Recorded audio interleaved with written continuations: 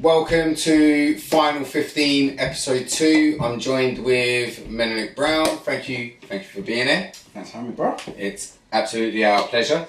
Today we're going to be discussing what defines a successful academy, or what criteria should we be looking at when saying that an academy is successful. Menelik is a United supporter, but before we go into the debate, so you can get to know him better as a football man and where his opinions come from, a few quick fire questions as per the ritual with our guests. So, Menelik, your favourite, let's say, player of all time? It's sort of a split one. Like, in terms of favourite Man United player of all time, it's got to be the King Eric. Yeah, okay. First foreign superstar in Premier League, and he just had the swagger, and yeah, for me, he's in my top 5, man. Iconic player. I think anybody who was around 10 or 11 when he was coming through, I think any time there was a collar, they always had it turned up just because of Eric. You know, he went beyond football. Yeah, but I would say in terms of the sort of all-time great, it's got to be Maradona, man. Maradona. Yeah, just in terms of the era that he played in, how technically good he was, and the teams they did it for. People say, Argentina. The Argentina team isn't the dearth of players and quality that they have now. They did it at Napoli. Napoli was incredible. Let me just put it into context for you. That's like Messi going to Everton and winning 2 league titles. Or would it be like Aguero going to Man City, winning a league title and a Champions League? Just saying, before he went there, they didn't win a league title or a European trophy. But hey, it's a different debate. It's a different debate. It's out there for you guys to talk about. Your favourite goal of all time? It's got to be Zidane, the Champions League final. Yeah, just I think the stage that it was, like Champions League final, the volley, like this technique, everything about it is just. It was a crazy goal. I think Carlos put the cross in and the ball was so high up in the air. Yeah. So where it's like it come over his shoulder, the height of it, and just to control it in. Zizou. What a player! Yeah, great goal. Ironically, it's not the best volley of all time according to me, but that's a whole nother debate. Whole nother debate. And your favourite football memory of all time? It's got to be the treble, man. It's got to be that. It's just everything about it. Just being a Champions League final, but just the way we won it, I still get every time I watch the Solskjaer goal, it's tingles. I can imagine. It's just and it's just capping off winning a treble. I just remember seeing Oli Khan on his knees, and it was just like. I just remember. I remember the amount of Sam Corfu just. Yeah. It's just like. But it's just it's just. Jeez, when you think about that Bayern team, Sami Kufur, and they had Mateus was still playing at the time, Mario Basler. Yeah. Oh God, man, what a team! Yeah, great victory. Definitely great trouble. So we got the timer here, Menelik, for this debate. So I'm gonna start it as soon as I pose the question to you, and we'll start with the fact that there's a number of different things we can look at when we could say, is an academy successful? I.e., do they create profit? Are they earning their club money, or are players playing for the club, or are players having long careers after being a part of the academy, so on and so. But without touching everything, what do you feel is sort of the most important criteria when we say that academy is successful? I think for me, my definition of what creates a good academy is if every, say, 2 seasons, you're creating an academy graduate that is a first team player. Now, my definition of a first team player is you're not getting 5 minutes here, 5 minutes there, playing in the League Cup or Dead Rubbers in the Champions League. Is your first team player that is starting games, regularly involved in the match day 18. That would be my definition of what. So you're a valued member of the first team squad. You're actually being used. It's not just for look, we need to fill some numbers here while other people get a rest. Okay. But with that, it varies in different parts of the league in terms of all the areas that you said, in terms of bringing players through and making profit, or bringing players through to the actual first team. So it does vary. So okay, I mean, we can look at certain academies, i.e., for example, Southampton, where they've definitely got a strong profit centre in their academy. I think, I can't remember the number, but it was a ridiculous statistic in terms of the amount of money they've generated from selling Walker, Oxlade, Bale, Lallana. I think the list goes on. Not Redmond. Who's the other one? Luke Shaw. Luke Shaw. I mean, there's some record-breaking transfers there, and the fact that when they sell them, there's a sell-on percentage clause. You know, they continue to earn money from those graduates. So, with Southampton being like that, and for example, if we go back to United's class of '92, which was a class that came in and ended up playing as you said, a valuable member of the first team. Could we define both of those as very successful academies?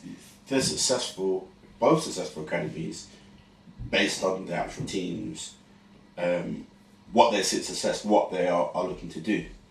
Southampton, for them, if they can produce a player, have them in the first team for 3 years and establish and keep them anywhere between mid-table to 7th, 8th, for them that's a successful season.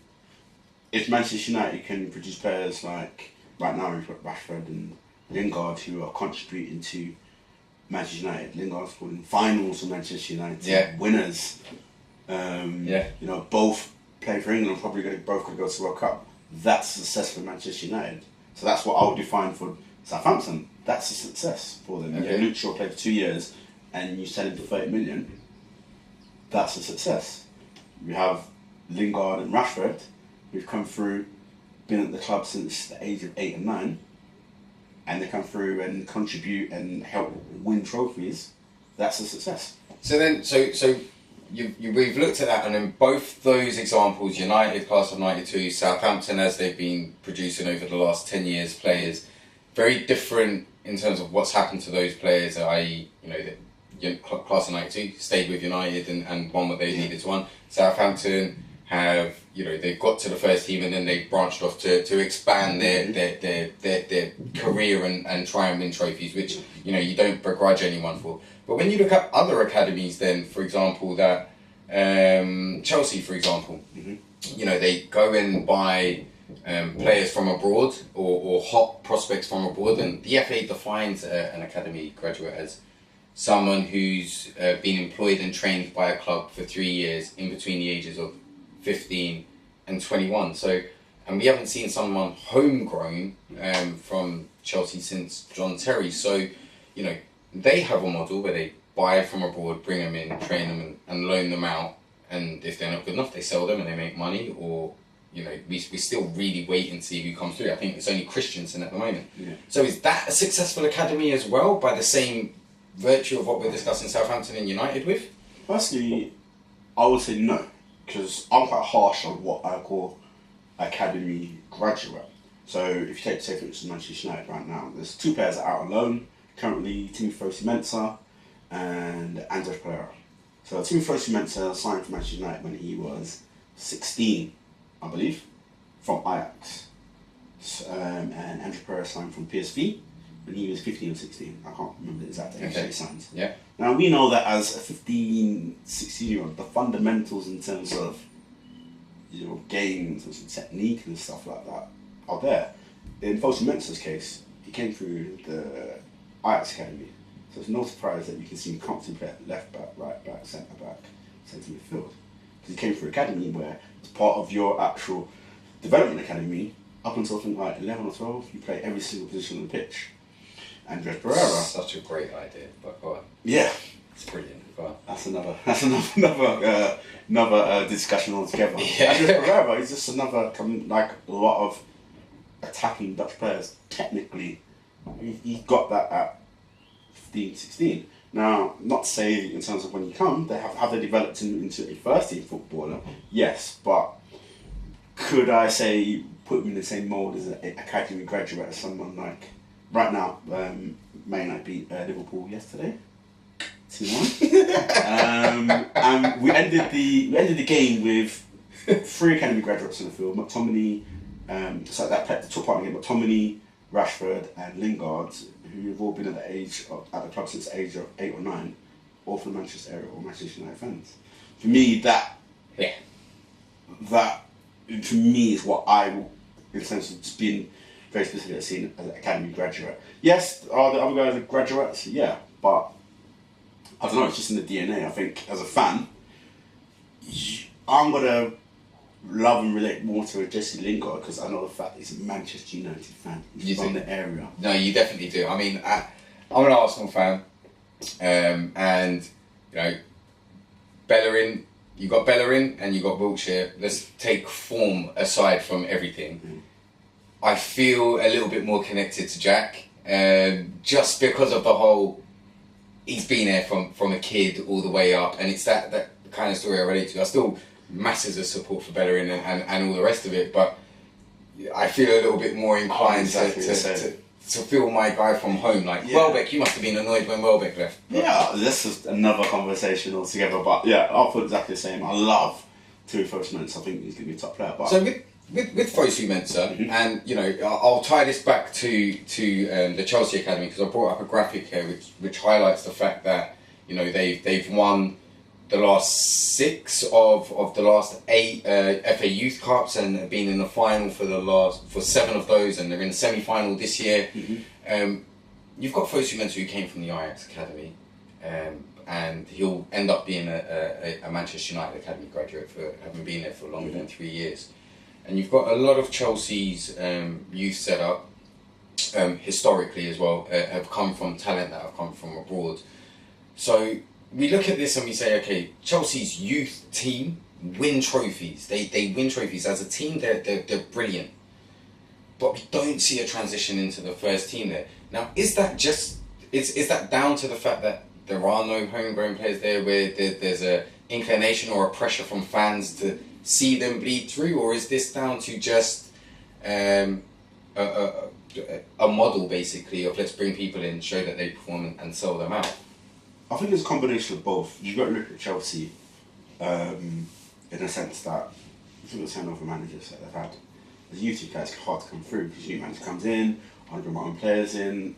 Do they have time to actually look at the academy and bring blood players through with the pressure that's on nowadays with the top 6? But on the other hand, you've got players like Nathan Chalobah, I think is a top player. I look at him, he's really good player. Went to Watford, started season well, unfortunately got injured. And Loftus-Cheek. You know, he's been at Crystal Palace. England cap, right? Got England cap. I think Chalobah was called into the England squad for actually getting first team football. Yeah. Now, Chalobah has been at the club since he was 8, and sold in the summer. They've brought in Bakayoko for 40 million, Drinkwater for 35 million. Personally, if you ask me, just my eye test, watching them, especially sort of say Bakayoko's playing more, I don't see what Bakayoko does in the team that Chalobah can't do. And you think as a Chelsea fan, like I said, for me with like Lingard, Rashford, McTominay, like you do with Wilshere, as someone who's been at the club as a kid, you want him to do well. There's a different type of connection there. So even crazy, the recent transfer window just gone. They were linked with like Andy Carroll and ended up with Giroud. But if you're Tammy Abraham, you got to be thinking to yourself, why am I alone at Swansea when you're looking for strikers? I could be there. No, you're right. And I mean, so with that, and so you've almost attributed that to the pressure that comes with being one of the big top 6, and you know you're expected to win games left, right, and centre. Is it just down to the fact that there's no first team opportunities or a lack of patience for first team opportunities that players go, or is there something else behind that? I mean, I've got this graphic here, which shows that since 2009, there's just been a year-on-year decline of club-trained players in first-team squads across Europe. So this is the big 5 leagues in Europe, and we've gone from 23% down to 18.5%. Is that now because the academy graduates are not good enough to get through, or is that because sort of player power today, youngsters who before they've kicked a ball are earning 20-30 grand a week, and they say, well, you know, I'm going to go if you're not going to play me, and the club feels all right, that's a wage off my wage bill, or you know, what would you attribute that decline towards? I think it's a bit of both. So, like you mentioned, so a lot of these kids haven't got a first team appearance to name and 20 grand. And I think Ryan Giggs said it at the last Euros. You've got the washbag era where you've got the culture where they've got the Gucci or Louis Vuitton washbag, their headphones on, and it's just the actual look of being a Premier League footballer. But at the same time, as I mentioned, sort of the pressures now of the top six in terms of there's 6 teams, 4 trophies you can win, 6 don't go into 4. Yeah. So you see in the terms of like Chalobah maybe at Chelsea, where is it a risk to actually blood him? And right, let's go back. Bakayoko, he was a big thing in the Champions League last season. But let's go for that. Where I think you're sort of seeing he gets a lot of criticism for it. But if you're seeing sort of, I'm not surprised and happy with it. Mourinho with McTominay playing him in big games like Chelsea at home, Liverpool at home. These are massive games that United needed to win. But I think that's down to the actual club's DNA. This is before Ferguson, back to Busby. The club have think of since 3,000 odd games that they've always in every first team squad they've had an academy graduate in there. So it's a combination of that. I can see that, and then so when we look at that sort of why players are, or why we're seeing a decline now in academy graduates actually breaking into the first team squads across Europe. I think Bakayoko said something here, he's Barcelona's head of youth academy. I won't go through the whole quote, but he spoke about the England under-17 World Cup win and basically said in effect, now we have a bank of information about kids, 14, 15, 16-year-old, that come from England. So now, before you have kicked a ball, Europe's top clubs are already looking to touch you on account of, if I spend a little bit now, I might save myself a massively inflated fee later. I mean, if you look at Thomas Lemar at Monaco, I think he's a Monaco graduate as well, but I might be wrong on that. But he, 1 season, and then we're looking at 90 million getting thrown at him. Ousmane Dembele at Dortmund, one decent season, you're looking at over 100 mil. Mm-hmm. So now, if you're a club and you're thinking, these players are going to be able to command these fees when they're 19, 20, I should just be plucking everyone at that age, which therefore I feel has a detriment to what academies actually stand for, something when we talk about DNA and so on and so forth. I think a lot of them are stockpiling them. Chelsea probably the prime sort of team that you could look at, but I think Manchester United this season, I think we signed about 5 or 6 sort of players that come in from abroad, similar sort of age, under 18s right now, and you're going to see more and more of it because it's like, right, can we get these kids really young, get them through academy a la Christensen or Fosu Mensah, and then we've got them there that can either contribute or we can make profit. So we're down to our final minute here, or final few seconds. So I'm just going to give you this as the last question to ask you. Are we now going to see the end of homegrown legends like Maldini, Gerrard, Neville, maybe possibly Harry Kane if he stays at Tottenham? Do you think we've reached the end of that time now because of some of the things we've discussed?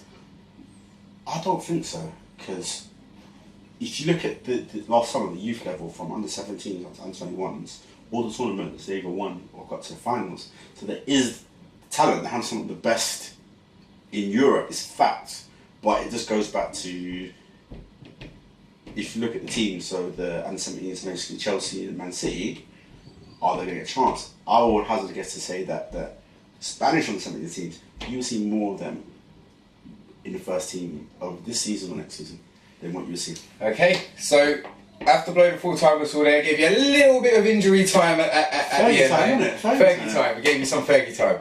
But I mean, there's a whole array of things we didn't get to touch on, like for example Bilbao and their setup, and the fact that I think it was Huddersfield. Yeah. Shut down their academy. So. And of course there are a number of things we haven't spoken about. So if you guys think of anything, or you have an opinion, or you think that either myself or Menelik have been wrong in anything that we've said, throw a comment at us, let us know, and let's commence a dialogue in that sense. But other than that, Menelik, thank you very much for your time. Appreciate your time, your thoughts and your knowledge on football as well. So all the best, and you'll be happy to come back for another episode. Yeah, definitely, man. Brilliant. Thank you very much.